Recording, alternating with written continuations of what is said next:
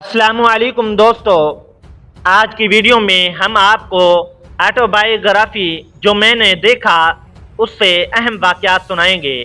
یہ اس سیریز کی پہلی قسط ہے۔ یحییٰ خان کتنے مکار اور چلاک تھا، اس نے آتے ساتھ کیا ڈرامہ کیا۔ یحییٰ خان کی توہم پرستی کا دلچسپ واقعہ۔ ولی خان کا پاکستان توڑنے میں کیا کردار تھا۔ راؤ رشید کو فرمان علی نے ملاقات میں آرمی کے کون سے اہم راز بتائے۔ جب مجیب لندن گئے تو ہوٹل میں ان سے کون سی اہم شخصیات ملنے آتی تھی۔ مجیب باتھ روم میں کن شخصیات سے ملتا تھا۔ جب مجیب الرحمن بنگالیوں پر غصہ ہو گئے، تم میرے بچوں کو روٹی کھلاتے ہو۔ جب مجیب نے لندن میں امریکیوں سے ملاقات کی۔ یہی سب موضوعات ہماری ویڈیو کا موضوع ہے۔ چلتے ہیں ویڈیو کی طرف۔ دوستو، جب یحییٰ خان نے اقتدار سنبھالا، راؤ رشید کہتے ہیں کہ میں اس وقت پاکستان سے باہر تھا، چونکہ میں انٹیلیجنس میں تھا تو یہاں کے حالات سرکاری طور سے بھی اور غیر سرکاری طور سے بھی اچھا خاصا علم رہتا تھا۔ مجھے یاد ہے کہ جب یحییٰ خان نے اقتدار سنبھالا تو انہوں نے یہ تاثر دیا کہ وہ سیدھا سادہ عام سا سپاہی ہے، اس کو سیاست کا کوئی علم نہیں، نہ تجربہ ہے اور نہ سیاست میں دخل دینے کی خواہش ہے۔ اس کا یہ کام ہے کہ وہ الیکشن کرائے اور اقتدار عوامی نمائندوں کو منتقل کر کے واپس چلا جائے۔ پچھلے 40 برس سے تیسری دنیا کے جو حالات رہے ہیں ان سے اندازہ ہوتا ہے کہ جو بھی ڈکٹیٹر آتا ہے، کہیں بھی آئے، اس کا سب سے پہلے اعلان یہی ہوتا ہے کہ اس کا اقتدار کا کوئی شوق نہیں، وہ صرف جمہوریت بحال کرے گا۔ یحییٰ خان کے بارے میں مجھے یاد ہے کہ لندن اکنامسٹ کے ایک آرٹیکل کی سرخی تھی، ایسا ڈکٹیٹر جو خود سے ڈکٹیٹر نہیں بنا۔ یعنی یحییٰ خان کا آتے ہی جو روپ تھا، اس سے باہر کے صحافی بھی دھوکہ کھا گئے۔ جس طرح سے اور جس اندازے سے یہ بات کرتا تھا، یہ تو بڑا مخلص آدمی ہے، لیکن شروع سے ہی میں اپنے دوستوں سے کہتا تھا کہ یہ تو اس نے صرف روپ دھارا ہے۔ جب ایوب خان چلے گئے اور یحییٰ خان نے ایوب خان کے دفتر میں بیٹھنا شروع کر دیا تو انہوں نے کہا کہ میری کمانڈر چیف والی کرسی بڑی خوش قسمت کرسی ہے، اس کو وہاں لے چلو۔ چنانچہ وہ کرسی کمانڈر ان چیف کے دفتر سے پریزیڈنٹ کے دفتر میں لے جائے گی۔ بطور صدر بھی وہ اسی کرسی پر بیٹھتے رہے۔ وہ اتنا توہم پرست بھی تھا، اس کا خیال تھا کہ جس کرسی پر وہ بیٹھتا تھا وہ بڑی خوش قسمت کرسی ہے، تو اسے وہ وہاں لے گیا تاکہ وہ وہاں بھی خوش قسمت ثابت ہو۔ تو جس شخص نے اقتدار عارضی سنبھالا ہوا، اسے کیا ضرورت ہے کہ وہ اپنی کرسی بھی وہاں لے جائے جسے وہ خوش قسمت سمجھتا ہے۔ یہ معمولی سی بات ہے، لیکن اس سے انسان کی ذہنیت کا پتہ چلتا ہے۔ اس نے 1 یونٹ توڑا، اگر وہ مخلص ہوتا تو یہ نہ کرتا۔ یہ چیز ہمارے 2 آئینوں کا حصہ تھی، 56 کے آئین اور 62 کے آئین کا۔ یہ اس نے اس لیے کیا کہ وہ اپنے آپ کو پاپولر ڈکٹیٹر کی حیثیت سے نہیں بلکہ پاپولر لیڈر کی حیثیت سے پیش کر سکے گا۔ یہ اس کی بددیانتی تھی، اس لیے کہ وہ اس پاپولرٹی کے زور پر آئندہ بھی صدر رہنا چاہتا تھا۔ اگر وہ مخلص تھا تو ایک کام کرتا کہ 56 کا آئین جو کہ فوج نے توڑا تھا، جس پر ایسٹ اور ویسٹ پاکستان دونوں متفق تھے، اس کو بحال کر دیتا، اس کے تحت الیکشن کراتا تو پاکستان کے 2 ٹکڑے بھی نہ ہوتے۔ اس نے اتنے بڑے آئینی فیصلے تو کر دیے، لیکن صوبائی خود مختاری کا مسئلہ طے نہ کیا، اس کو ویسے کا ویسا رہنے دیا، اور اس ایشو کی وجہ سے آخرکار پاکستان کے 2 ٹکڑے ہو گئے۔ اس میں ولی خان نے بھی بڑا اہم کردار ادا کیا۔ ولی خان نے یحییٰ کے بھائی آقا محمد علی کو پیغام بھیجا کہ ایوب خان چلے گئے ہیں، میں بہت خوش ہوں، میں یحییٰ خان کے ساتھ تعاون کرنے کے لیے تیار ہوں، ان کو چاہیے کہ وہ 2 یونٹ توڑ دیں۔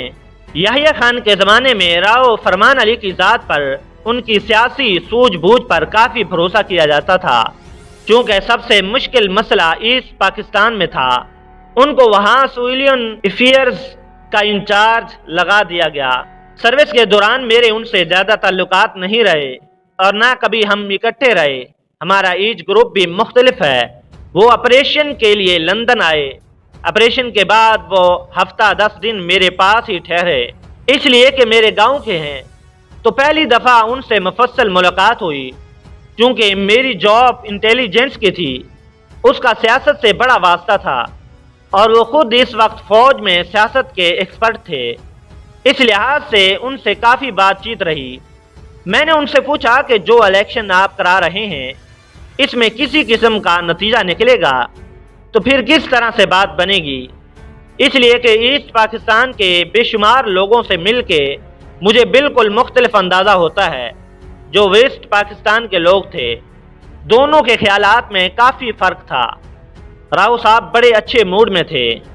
انہوں نے وہ ساری سکیم مجھے بتائی کہ الیکشن کے رزلٹ یہ ہوں گے، اس طرح سے اقتدار مضبوط فوج اور کمزور مجیب کے درمیان رہے گا، اس لیے وہ حکومت نہیں چلا سکے گا، پھر ہمارے لیے اسے ہٹانا آسان ہوگا۔ میں سمجھتا ہوں کہ یہ ان کی خوش فہمی تھی۔ راؤ فرمان نے مجھے جو کچھ بتایا وہ اس وقت کے فوجی حکمرانوں کے اندر کی سوچ تھی۔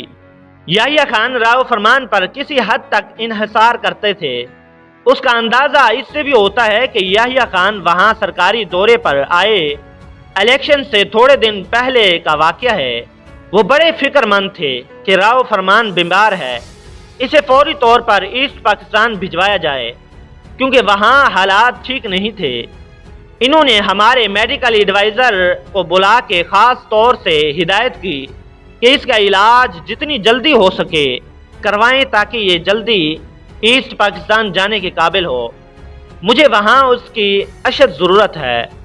1970 کی بات ہے، مجیب الرحمان لندن آئے۔ ابھی الیکشن نہیں ہوئے تھے، نہ وہ اکثریتی پارٹی کے لیڈر تھے، لیکن برطانوی حکومت نے انہیں اس طرح سے ٹریٹ کیا جیسے وہ سربراہ مملکت ہوں۔ فارن آفس کے آدمی ان کے استقبال کے لیے گئے۔ فارن آفس کی کار انہیں ہوٹل تک پہنچانے کے لیے آئی، جس سے لگتا تھا کہ وہ یہ سوچ رہے ہیں کہ اصل لیڈر آئندہ مجیب الرحمان ہوگا، یا تو وہ پلان کر رہے تھے کہ بنگلہ دیش کا صدر ہوگا، یا یہ کہ پاکستان کا وزیر اعظم ہوگا۔ بہرحال اس کا استقبال انہوں نے سربراہ مملکت کی طرح کیا۔ مجیب الرحمان کے جاگنے سے پہلے ہی لوگ آنا شروع کر دیتے تھے۔ جس ہوٹل میں وہ ٹھہرے تھے ان کے پاس 2 کمرے تھے۔ پہلے ڈرائنگ روم بھرنا شروع ہوتا تھا، پھر ان کا بیڈ روم بھرنا شروع ہو جاتا تھا۔ صبح سے لے کر شام تک بیچارے کے پاس تل دھرنے کو جگہ نہیں تھی۔ ہر آدمی اس سے بات کرنا چاہتا تھا۔ اس صورت میں کسی کے ساتھ کوئی خاص بات کرنی ہوتی تو اسے وہ باتھ روم لے جایا کرتے تھے۔ یہاں میں نے ایک شخص دیکھا جو ہمارے معراج خالد صاحب ہیں، ان کا بھی یہی حشر ہوتا ہے۔ ایک انگریز مجھ سے ملا، پوچھنے لگا مجیب الرحمان پڑھتا کب ہے؟ اس لیے کہ اتنا بڑا لیڈر ہو اور اسے حکومت کا سربراہ بھی بنا ہو، اس کے لیے تو بڑا ضروری ہے کہ وہ معیشیت، سیاست اور بین الاقوامی معاملات کے جو رجحانات ہیں ان پر گہری نگاہ رکھے۔ لیکن اس بیچارے کو فرصت ہی نہیں ہوتی تھی کہ وہ کوئی سنجیدہ پڑھائی کر سکے۔ چنانچہ میں نے اس انگریز سے کہا وہ اخبار بھی نہیں پڑھتا۔ وہ کہنے لگا تو پھر وہ علم کہاں سے حاصل کرتا ہے؟ میں نے اسے بتایا کہ جو لوگ آ کے اس کو باتیں بتاتے رہتے ہیں وہی اس کی ایجوکیشن ہے۔ ایک قومی لیڈر کے لیے تعلیم کا یہ بڑا ناقص طریقہ ہے۔ جو لوگ اس کے پاس آتے ہیں وہ اپنے تعقبات، اپنی نفرتیں، اپنا نقطہ نظر لے کر آتے ہیں۔ ظاہر ہے کہ اس سے وہ لیڈر متاثر ہوتا رہتا ہے۔ اس وقت 2-4 بڑی دلچسپ باتیں ہوئیں۔ جو ایسٹ پاکستانی اسے ملے، انہوں نے مجیب الرحمان سے پوچھا ٹھیک ہے ہم مان لیتے ہیں کہ آپ اسمبلی میں اکثریت حاصل کر لیں گے، آپ وزیر اعظم بھی بن جائیں گے، ہمیں آپ یہ بتائیں کہ اس فوج کا آپ کیا علاج کریں گے؟ جب تک کہ طاقت فوج کے پاس ہے جو ویسٹ پاکستان کی فوج ہے، اگر آپ پرائم منسٹر ہو بھی گئے تو آپ کو کیا اختیار ہوگا؟ میرا یہ خیال ہے کہ اس وجہ سے ایسٹ پاکستانیوں نے فیصلہ کیا کہ اس کا یہ حل نہیں کہ ان کا وزیر اعظم ہو جس کے ہاتھ پاؤں بندھے ہوئے ہوں، بلکہ اس کا صحیح علاج یہ ہے کہ وہ مکمل طور پر خود مختار ہو جائیں۔ یوسف ہارون اور محمود ہارون ہمیشہ سے مجیب کے بہت نزدیک رہے ہیں۔ वहाँ जब मुजीब الرحमान आया तो यूसुफ हारून उससे मिले। यूसुफ हारून की लंदन में आमदोरफ़त रहती थी, उनका वहाँ मकान भी था। मुजीब से मिले। इस पाकिस्तानी जो वहाँ थे वो इस चीज़ को पसंद नहीं करते थे। उनका ख्याल ये था कि मुजीब الرحमान का हारून बरादर से बड़ा साजिशी किस्म का रिश्ता है। इन्होंने इस बात का बड़ा एतराज़ किया कि ये लोग आपके इतने करीब क्यों हैं। इस पर मुजीब الرحमान को बड़ा गुस्सा आया। उसने कहा कि जब मैं जेल में था और मेरे बच्चे भूखे मर रहे थे, उस वक्त तुम में से कितने आदमी थे जो मेरे घर वालों को जाकर पूछते थे कि भाई तुम्हें कोई ज़रूरत तो नहीं। उस वक्त इन्हीं यूसुफ हारून ने, महमूद हारून ने मेरा ख्याल रखा। वो मेरे दोस्त हैं और मेरे दोस्त रहेंगे। तुम्हारा इससे कोई ताल्लुक़ नहीं। तुम मुझसे सियासत की बात करो। बहरहाल वो कुछ अरसा वहाँ ठहरा, लेकिन आखिरी जो 2-4 दिन थे, लंदन से एक और जगह साउथ में साहिल के किनारे, वहाँ वो चला गया और कोई आदमी उसके साथ नहीं गया। किसी बंगाली को वो साथ लेकर नहीं गए। वहाँ से मुझे रिपोर्टें मिली कि वहाँ उसकी मुलाकातें अमरीकियों से रही। इसलिए 2-4 दिन उसने अपने लिए बिल्कुल अलहदा जगह मखसूस कर रखी थी, जहाँ उसके साथ कोई और बंगाली या पाकिस्तानी नहीं गया। पाकिस्तान में इंतखाबात का ऐलान हो चुका था।